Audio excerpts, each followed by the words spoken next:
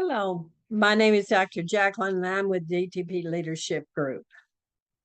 And this is Hot Topic Bold Talk. This podcast is entitled Trump's Second Term, Lies, Greed, and the Real Cost to America. I want to begin by saying that Trump's actions are always focused on feeding his own ego and allowing him to lie so he doesn't have to do something or accept something he's doing as president of the United States. Trump's desperate need to find groups that will praise him or give him accolades hides his low self-esteem. He lies to himself, refuses to accept any consequences for his behavior, so he will never learn what he's doing to harm others and himself. I know a lot of people cannot imagine him having low self-esteem, but that's what happens when somebody does all the behavior patterns he's doing. And we'll see it particularly in some of the stories I'm going to tell in this podcast, because it shows how he must have accolades or acknowledgement, or he becomes very angry and inappropriate. So in the podcast, you will see evidence of what I'm saying over and over and over again. Each week, I make an effort to read lots of articles to determine what's best. So I want to provide the clearest perspective I can of Trump or the Congress or anyone else I'm talking about. I don't want any more misinformation. I want to be sure we have clarity. Another reason that I think is really what I do in my podcast is I want you to realize who Trump is and what he is doing with our country. When he focuses on himself, he can gain things for himself, but that does not help us. That is the reason that you will hear Musk tagging along to gain as much as he can for himself on each trip that he takes with Trump. And trip attendees usually include billionaires, since he has to keep paying them off for their support. On each of these trips to Saudi Arabia, Trump is participating in more conflict of interest actions that are unacceptable as a president. He's going on business trips that are about his own individual business. It's not about our country. Now, I've noticed that he's got Boeing some new business, but that is one thing that'll benefit him because he might get the plane he wants from Qatar. So there's always a bait and switch kind of thing that he does. Everything is to benefit him, his family, members of Congress. And that's the reason we're seeing things like before there's a major change in his tariff policy so that somebody can benefit from the stock market, he'll say things publicly like, it's a good time to buy now. And this is insider trading, and he's encouraging this. The last thing I want to say about Trump, he is a bully.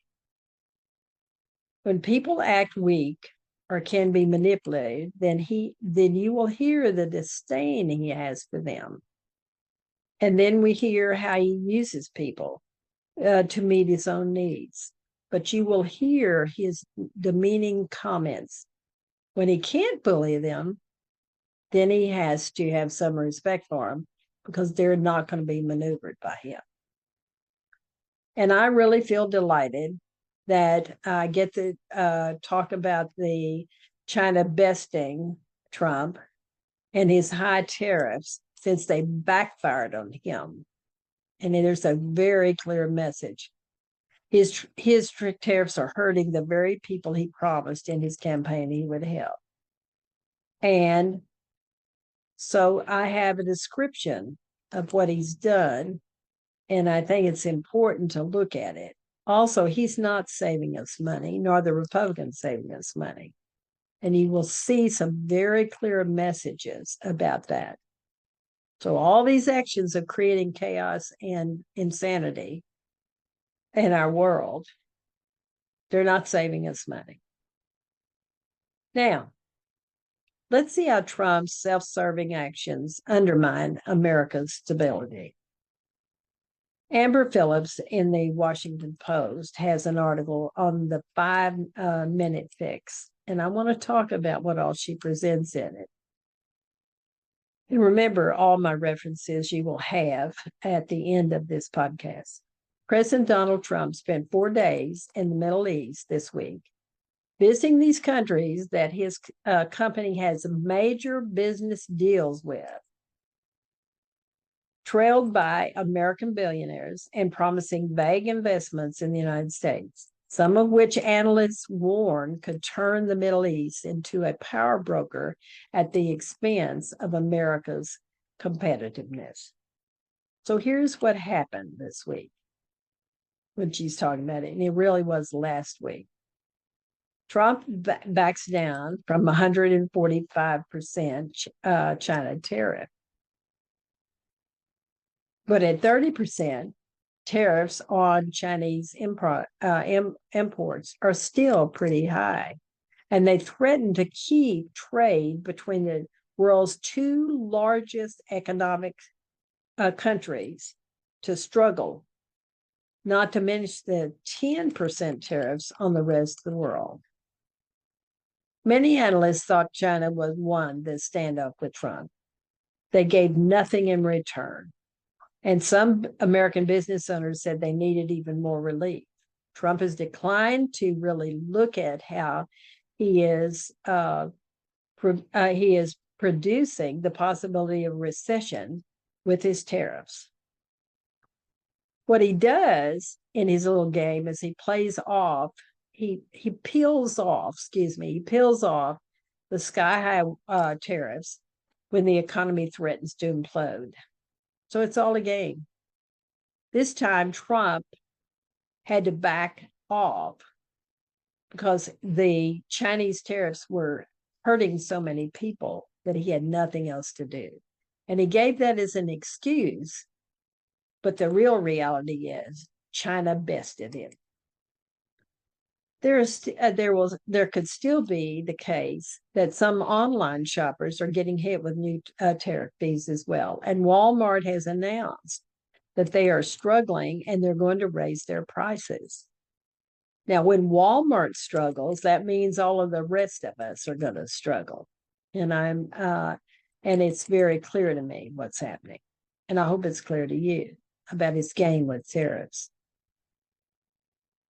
As Republicans move forward on another thing, which I think is detrimental, to cut Medicaid and have the biggest cut ever in the Medicaid's program history, which could add more than $2.5 trillion to the national debt.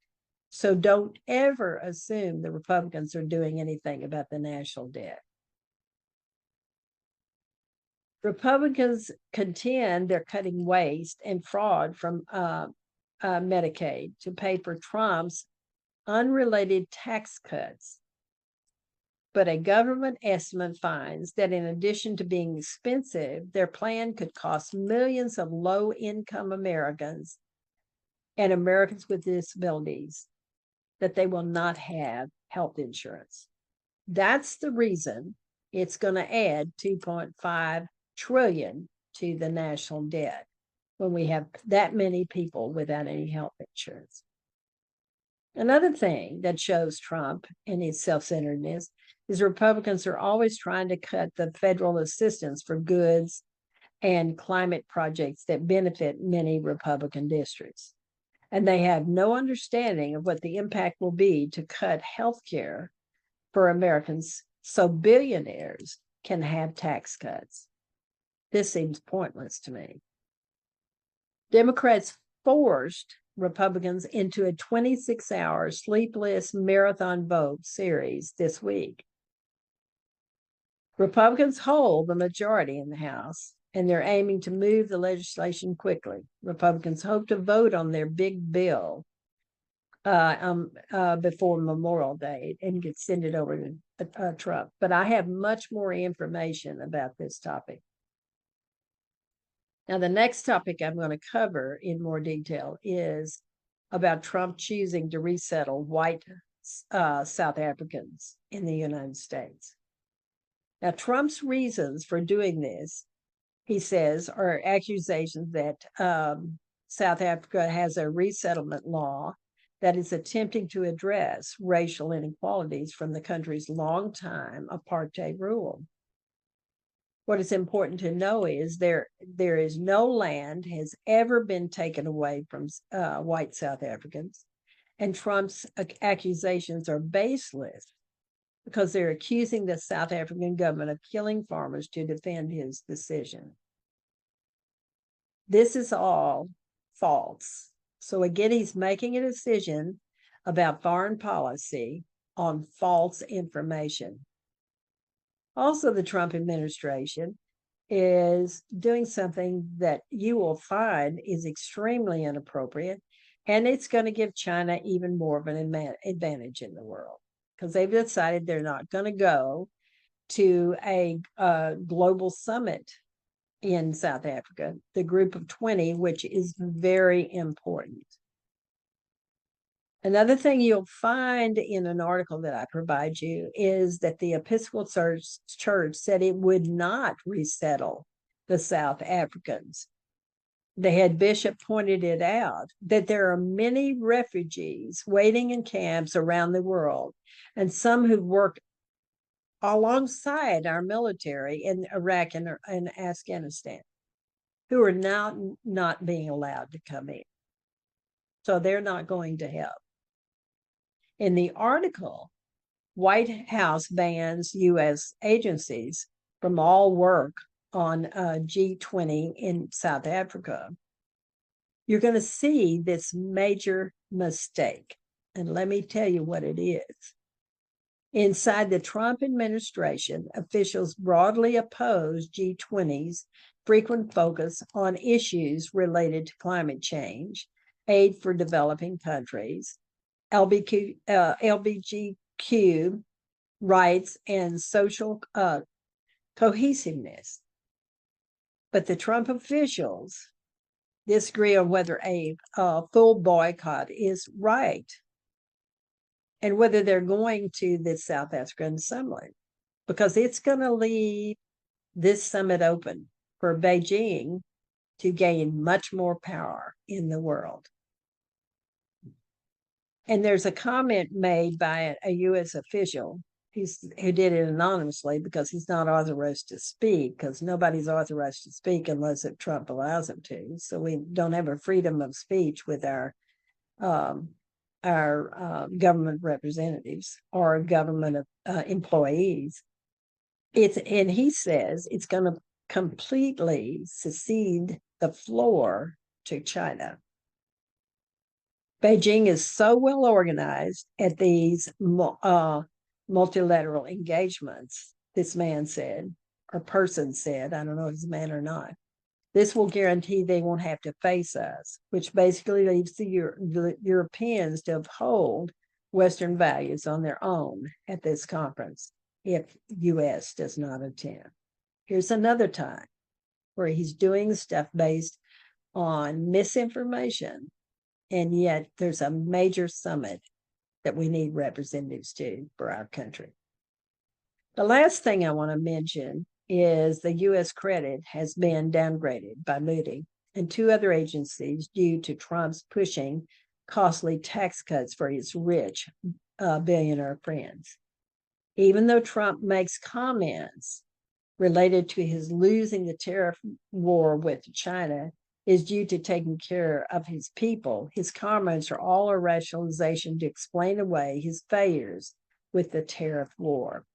China knows how to deal with bullies. Canada and Mexico know how to deal with bullies. So he's lost with all these countries because they don't put up with his behavior. Now, I want to give specific data in more detail about each of these instances that I've named in this introduction. I want to first go to what the U.S. credit downgrade reveals about Trump's reckless agenda. The downgrade means that each of the three credit rating firms no longer give the United States its best rating. This is in the New York Times. Let me be clear with you. When the U.S. credit rating goes down, it is due to Trump's government raising debt levels that will go much higher with the Republicans enacting a package of the billionaire tax cuts. And this is the bill we're trying to fight and not go into effect. And it's the reason the Democrats did their 26-hour marathon. This affects the reputation of Washington, since Trump's legislative packet will add trillions of dollars to the nation's fiscal imbalance. Be assured Republicans are not having an impact with all their cost cutting, and we will be in more debt if this legislation passes. Bottom line, call your congressional representatives and tell them to refuse to pass Trump's agenda bill. The danger is the downgrade of Moody means that each of the three major credit rating agencies no longer give the United States its best rating. Fitch downgraded in 2023, citing fiscal concerns. Standard & Poor downgraded in 2011. The new rating decrease could send ripple effects throughout the economy if it prompts investors to demand higher payments on bonds, which in turn could raise consumer borrowing costs. So if you want to get a loan, he's making it really difficult with the downgrading of our credit.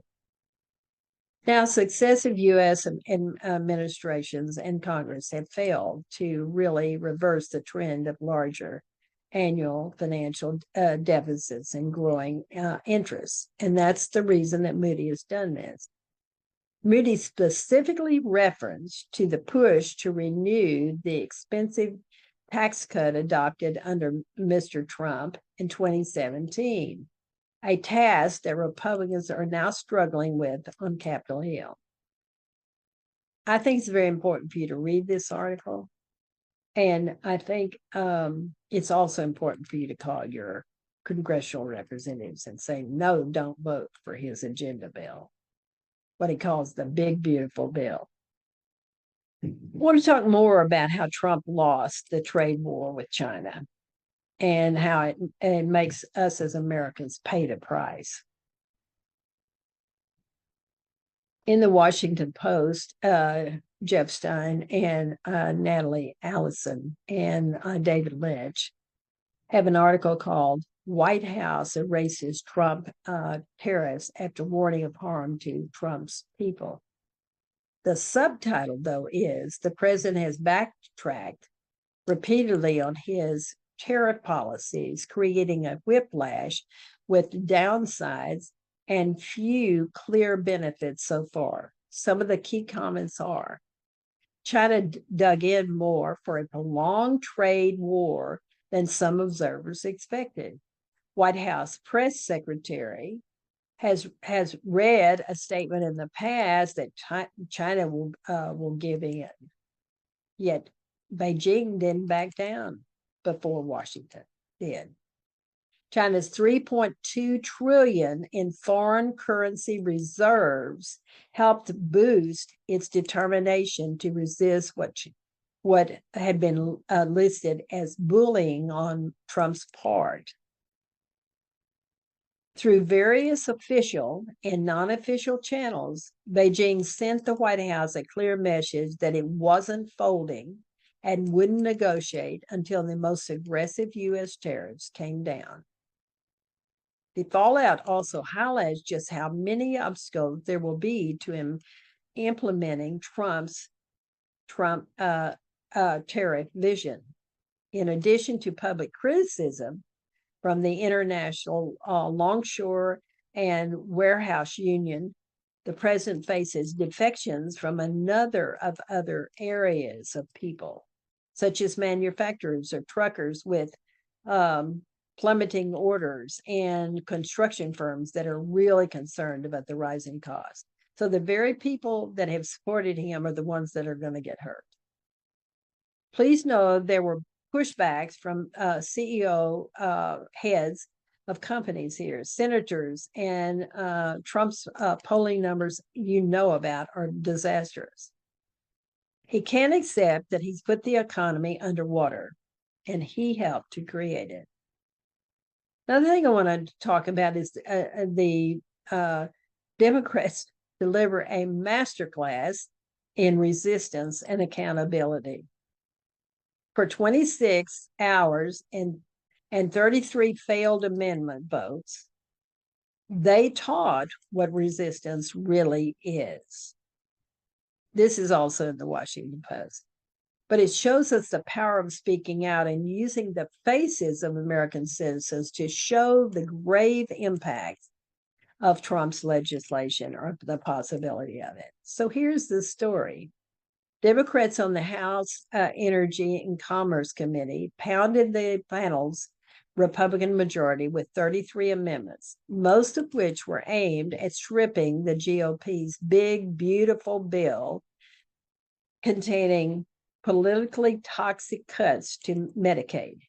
In the hallway outside, police arrested more than 24 protesters, many of whom were in wheelchairs. Every one of the amendments failed, as the Democrats knew it would. But their cooperative assault on the centerpiece of President Donald Trump's legislative agenda framed a powerful narrative that is shaping up to be the party's most potent message heading into next year's midterm elections. A marathon session laid bare the Republicans' vulnerability on Medicaid.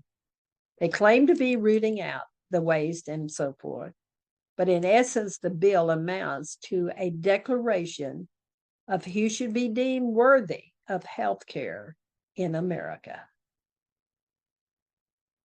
Energy and Commerce Committee Democrats came ready, and while they didn't have the numbers to win any of the votes, they forced, with their tenacity, the warning of what lies ahead in the battle over Medicaid. Republicans will likely wish it was a fight they never started. And my Congresswoman, who I have great respect for, Lizzie Fletcher, in her newsletter made the following comment. While the bill is not final yet, the projected cost of the bill Ways and Means passed this week is $3.8 trillion, 7.7 trillion in tax cuts, and $39 trillion in tax offsets over 10 years. The bill also increases the debt level by $4 trillion. So all the things Trump has talked about, he is not following through with it at all. Now let's look at his trip to Saudi Arabia. Now it's a business deal. It has nothing to do with America. Even though Boeing is going to get some business, that's minor compared to what he was doing. He's doing his usual thing of doing his business to benefit him. Here's the story that emerged from two different sources, Forbes and the New Times, and the Times, about Trump's Saudi trip with Musk. That was all about Trump. Musk and other billionaires increased their business interests by joining Trump. And this is the story. I'm going to first do Forbes. Elon Musk is among the billionaires who joined President Donald Trump in Saudi Arabia this week. And it's not surprising, since the world's richest man is himself embracing Middle Eastern investors. Several of Musk's ventures have done deals with Saudis in recent weeks, including Starlink and X. But the Sovereign Wealth Fund had built nearly a 5% stake in Tesla in 2018. Musk, with his ego, falsely tweeted that he had funding secured from the Saudis to take the automaker industry private. The SEC sued the Tesla CEO, and Saudi reportedly sold off most of their Tesla shares in 2020 because they don't want to be involved in his mess. So his ego takes him out and he blasts this on X. But the improved partnership shows Musk has strengthened his role on the global stage in Trump's second presidency and is willing to use foreign capital to roll his empire. Now, here's another interesting piece in the Forbes about Qatar's plane. While many have speculated that Qatar offered President Donald Trump its Boeing 747 jumbo jet to curry favors, there may be a simpler rationale. They just don't want it anymore. They don't want the plane anymore. The royal family of Qatar, owner of one of the largest private jet fleets in the world, has failed to sell the plane, and giving it away could save Qatar's rulers a big chunk of change on maintenance and storage costs, aviation experts told Forbes. Factual data about the cost of changing the plane to meet security issues and make certain there are no bugs will cost the American people significant amounts of money. So it's not ready to be a plane for a president of the United States. One of the most revealing articles is in the New York Times, and it's entitled "President Trump went on a social media posting spree after 4 days overseas, where he basked in the kind of lavish praise that so delights him. His actions reveal when he gets recognition and how quickly he turns to being vindictive, hateful, and immature in his comments on social media. Here's a point that was made in the article. After spending much of the week touring the Middle East in the company of Gulf leaders not known for tolerating dissent, President Trump was reminded on Friday that in his country, people are free to say whatever they would like about their president. It is very apparent he was terribly upset and not at all comfortable with the reality of what he has to face. Trump is definitely angry about Bruce Springsteen's comment about his tour, which is entitled Land of Hope and Dreams, that he was doing in England. And here's what Bruce said. The America I love, he said, is currently in the hands of a corrupt, incompetent, and treasonous administration. They're rolling back historic civil rights legislation that has led to a more just and plural society, he said. They're abandoning our great allies and siding with the dictators against those struggling for their freedom. They're defunding American universities that won't bow down to their ideological demands. I think it is something that a president of the United States would have the audacity to say, I hate Taylor Swift, and then goes on and on.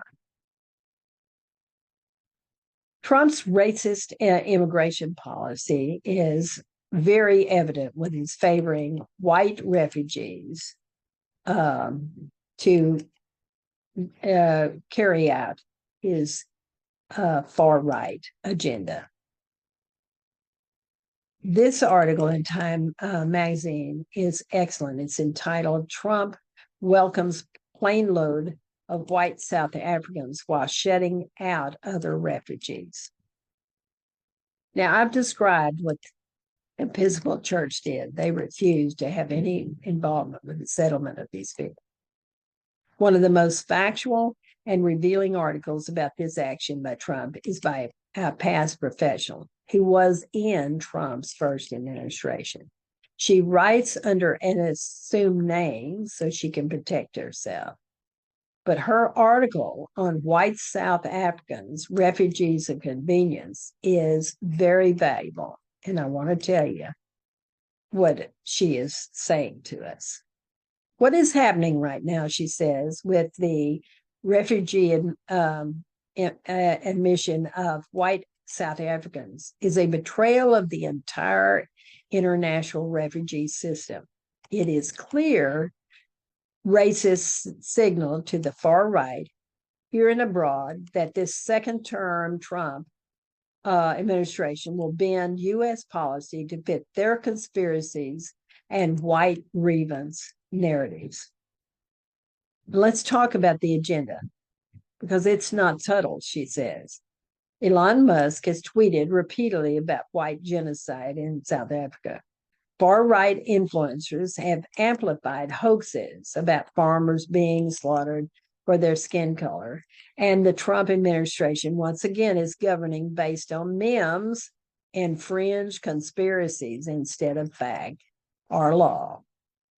The Trump administration's decision to grant refugee status to the white Africans aligns directly with the narrative pushed by the far white actors and ethno-national group, Forum, a South African rights group described by the Southern Poverty Law Center as white supremacists in suits and ties, has been lobbying the U.S. officials since the first Trump term.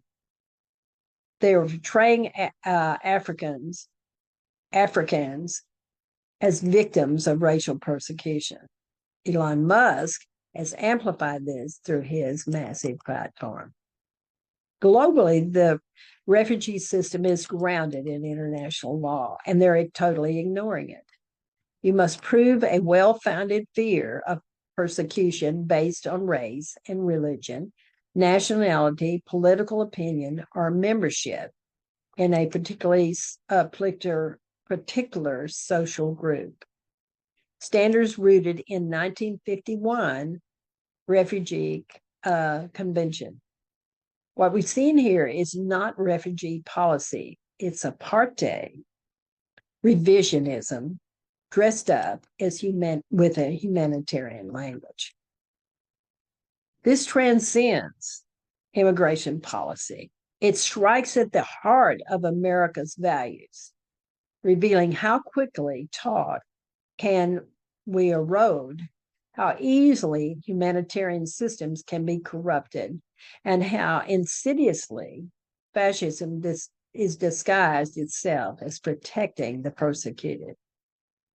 The world sees this charade for what it is, so we in America must see the same.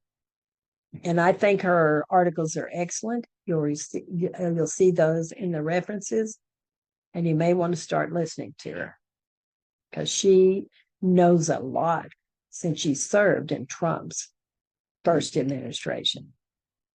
So I'm going to conclude this podcast with Trump's actions, as detailed in this podcast, are not random missteps.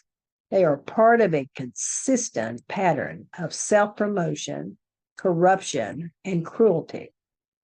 He weaponizes immigration, economic policies, and international diplomacy, not for the benefit of us as Americans, but to serve a fragile ego and an insatiable hunger for wealth and praise. He has a fragile ego, and he has a desperation to have wealth and praise. That's what we have as president of the United States. So, what I want to say to you is,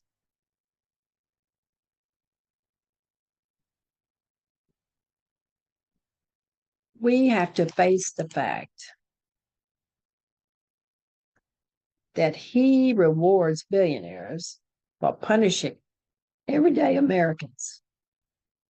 He embraces conspiracy over law and adoration over accountability. If we do not speak out, resist, and demand better, we risk watching America's democracy, fairness, and our physical integrity to be weighted down by this man's delusions.